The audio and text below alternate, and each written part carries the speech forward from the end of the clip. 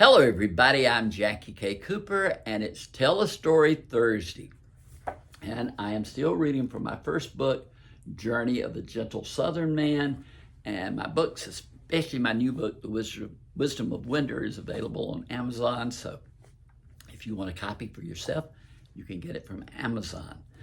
But today's story, it's one of my favorite stories, is called Having a Wedding Without Stress-Induced Sweat.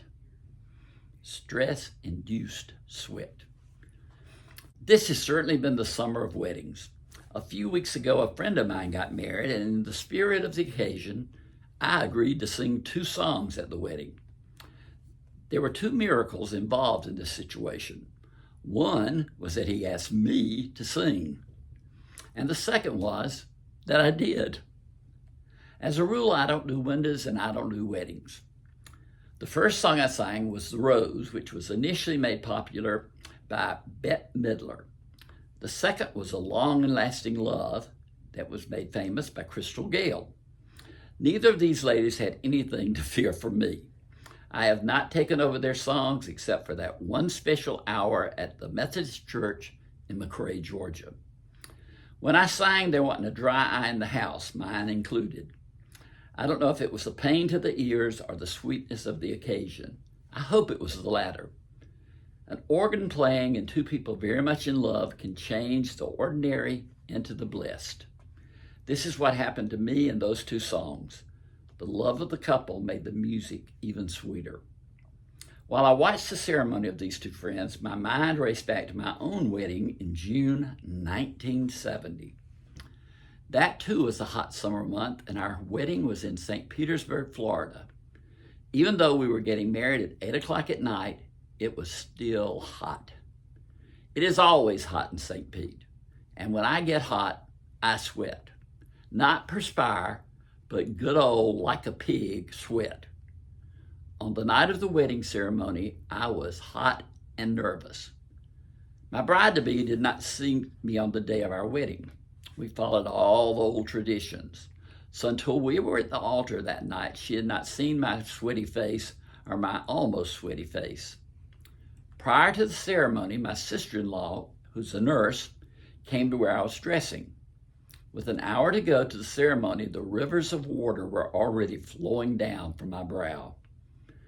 "You look like you fell in a river," she said. "I know," I responded. "We have to do something about that," she said. "I know," I responded. "Do you trust me to fix it?" she asked. "I do," I responded, rehearsing my vows. So my sister-in-law, the nurse, sprayed my face with antiperspirant. She covered the entire balding mass except for my eyes, where she had affixed cotton gauze. And sure enough, the sweat stopped. I looked into the mirror and saw a dry face staring back at me. "This is wonderful," I cried. "I know," she responded. Now it was time for me to go to the church. As I started out the door, I noticed my face was beginning to feel a little tight. By the time I got to the church, I felt like a prune. My lips looked like clarabows, but my face was still dry, except for my eyes. Around the eyes, my body had found the outlet for the perspiration, sweat, which was backed up inside my face. Moisture poured from my eyelids and from the patches of unsprayed skin beneath my eyes. On the happiest occasion of my life, I looked like a weeping willow. So if you ever want to see the pictures of my wedding, be prepared for a shock. My bride is looking at me with curiosity and love. She appears more than a little bit apprehensive, and well, she should be. I look like a ghoul. More correctly, I look like Rocky Raccoon. 2 dark eyes on an area of white. There's a lesson here. If God had wanted your body to stay dry, he would have put antiperspirant in your bloodstream. Take it from the raccoon man. I know. That's the story. This is Jackie K. Cooper sending love and hope.